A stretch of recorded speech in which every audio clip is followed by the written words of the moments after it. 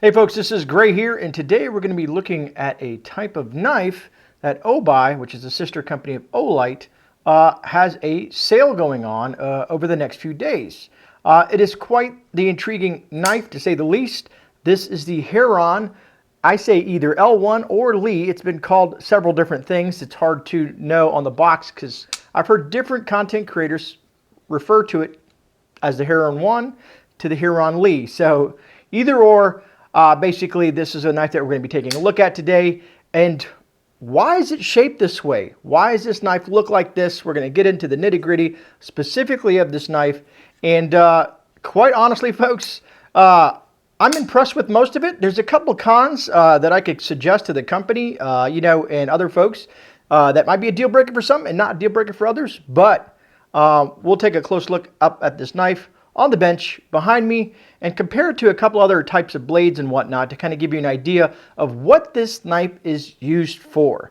Folks, so let's kind of take a look at, as it's called, like you see right there, it says Heron Lee, possibly L1.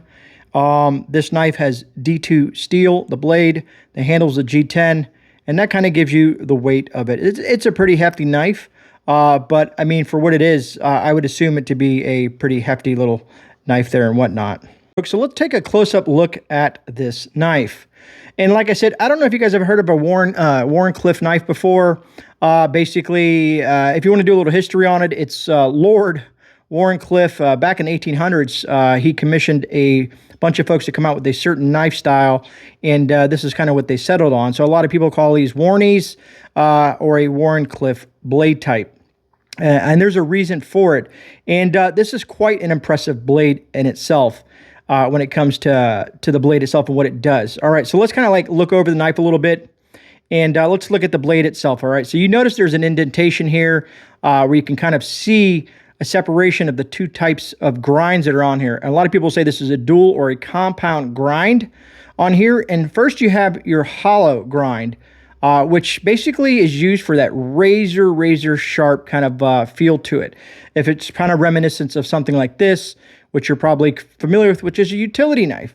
These things are going to be extremely sharp right there. If you can see how thin that is right there, that's going to be razor sharp. And I don't know if I should or if I should start shaving myself on camera, but as you can see, it's razor sharp. I know it's a little weird, but that thing is trimming my hair like it's no problem at all. So this is a very sharp knife.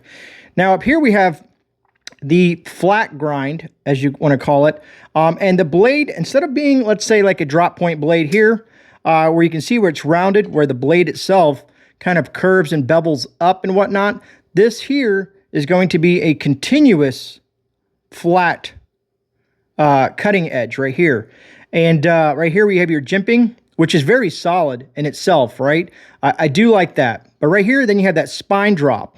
And the reason they do that is to create the thickness, that thickness right there, because down here it's razor sharp, but you want this point to be as solid as possible so that whatever you're using this for, and specifically, I'll be honest with you folks, this is kind of a what's the word I'm looking for? It's not you can use it as a utility knife, but it's more so for a self-protection knife because of the way this blade works in itself. So when you input this blade, you're getting this full thrust, and the weight of the blade when it comes in, if you were to put this down in there, this is going to push that blade deeper into what you're pushing it into.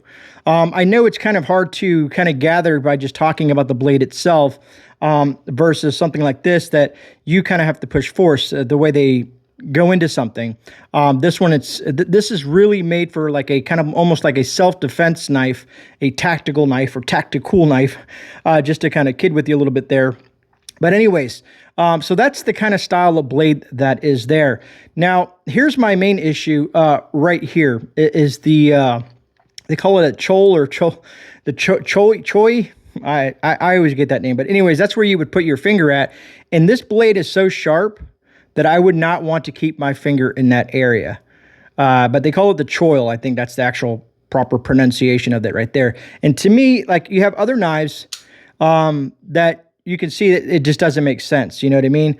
I'm trying to see if I have a knife here. Let's say my current EDC knife has a little bit of of it as well, but there's some knives that actually have it, and usually you're going to see that possibly more so on, let me see, I'm trying to see if I have any blades here with a decent one on there, and I do not. Anyways, I was just kind of seeing what I had and whatnot.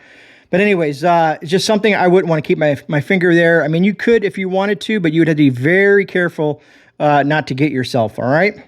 So then right here on the Fuller, right here, this is nice. And some people may ask, why, why do some knives have that there? You know what I mean? And depending on who you ask, I like that action there. And it's a very smooth action on this pivot right here. This is a nice pivot. It'll literally close by itself. And it's just very smooth action on that knife there. And it feels good in the hand. Like I said, if you look at the texture here, it's very grippy surface on these G10 handles. I do like that.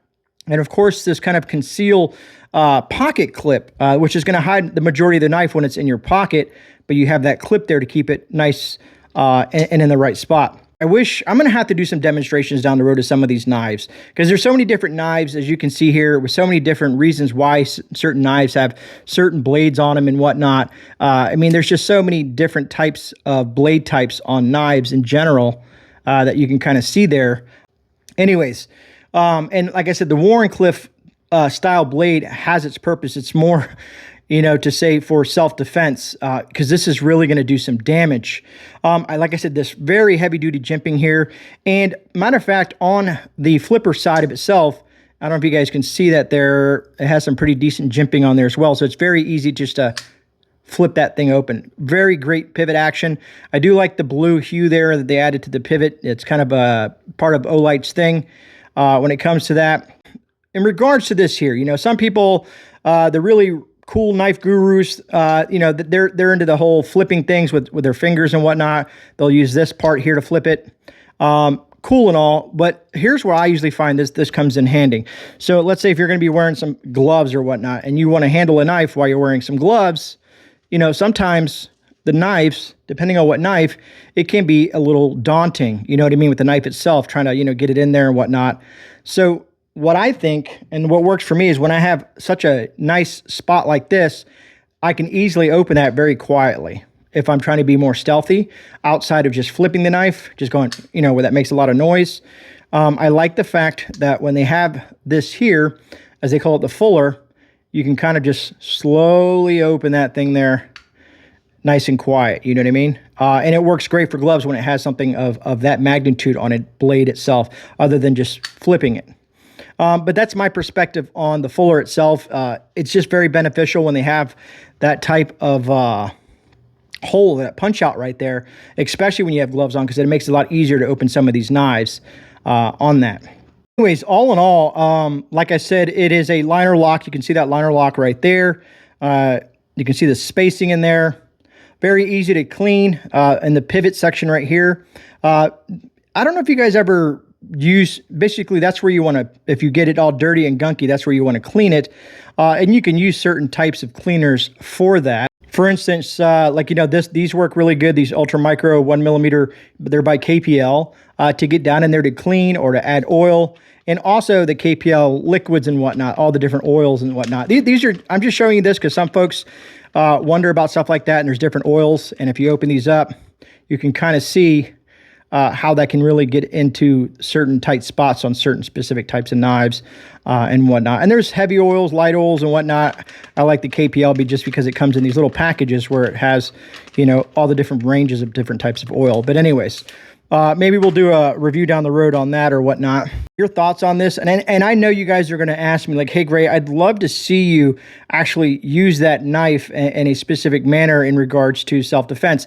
I got an idea. I watched a couple of YouTube channels where folks use knives in a self-defense manner or a tactical manner, in a cutting certain way for these types of knives, as well as others. But I think I'm going to try something like that, and I'll see how you guys react to it in regards to the knife itself and that kind of stuff like that. But other than that, folks, for $53, this is a pretty solid knife, especially if you're looking for something very beefy. Now, here's one thing, if you have small hands, this might not be the knife for you, because you can see I have large hands. So when I grip that, It's in my hands pretty good. They could have maybe possibly thinned this out a bit. And here's, I'll kind of give you an idea. What I mean is, if you notice this blade here, how it comes in and it kind of cuts in there, if they could have rounded this a little bit more off towards the outside of it, you know what I mean? Because you can see they could have easily done that and kind of cut in a little bit, and which would have gave the blade a little bit more,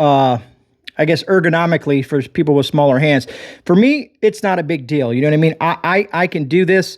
I also like this here, and this is a tall tale of, if you're using a knife like this and you're trying to really get in there. I don't know if you guys can see that bevel right there. It's hard to see if my camera will focus on that part there. I'm going to click around a little bit. But that little slope right there on the spine, how it comes in there for folks, when you have it in your hand and you kind of get that, you want that pressure to apply, you know what I mean? That's another little spot. And that's also, you know, very common in a lot of the Wharncliffe kind of like knives and whatnot, Warnies as they, again, like to call them. Other than that, I would love to hear your comments and thoughts on a knife like this. As always, I love reading your thoughts whenever I talk about certain knives or gear and what your total thoughts are. Again, this blade out the box is razor sharp. As you saw, I kind of shaped, I'll have a bald spot there and whatnot. But this knife is really made for a self-defense knife. It's a stabby stab knife for sure.